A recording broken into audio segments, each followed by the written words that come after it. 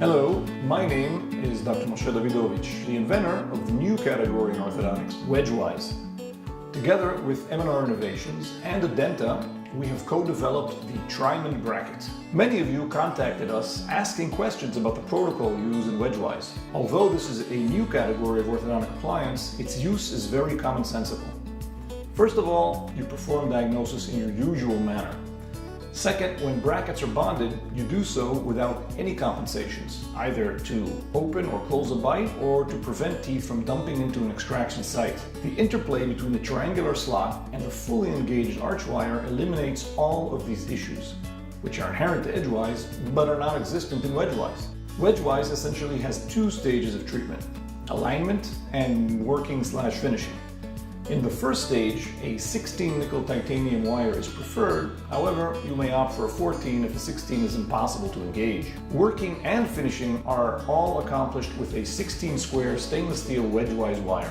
Here, space closure and molar classification and all other tooth movements are accomplished, all the while controlling first, second, and third order movements. In wedgewise, you no longer have the limitations of edgewise.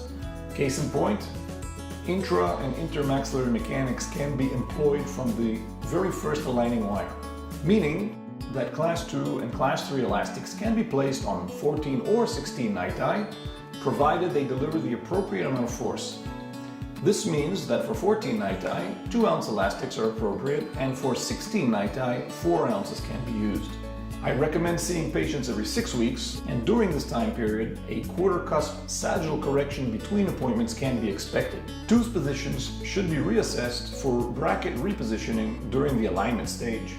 This will reduce, if not totally eliminate, all wire bending that may be needed during the working/finishing stage.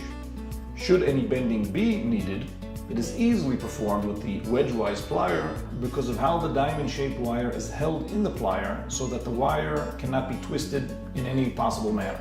You will notice that there are no elastic hooks or auxiliaries on these brackets. When the clip is closed on the arch wire, it acts as a point of engagement for, let's say, class 2 or class 3 elastics, which can be draped around any bracket. Also, if elastic chains and intermaxillary elastics are to be used simultaneously, then the elastic chain is engaged only on the incisal wings, where the elastics will later be engaged on that tooth directly onto the clip. The clip of the TRIAMOND bracket is not just another self-ligating mechanism.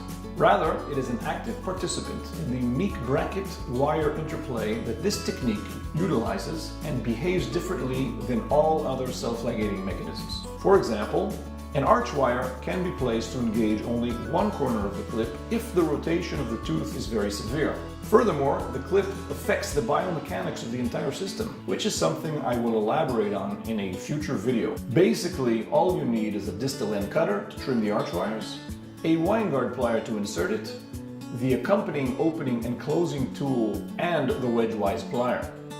You will do everything with 2 sets of wires and very little to no wire bending.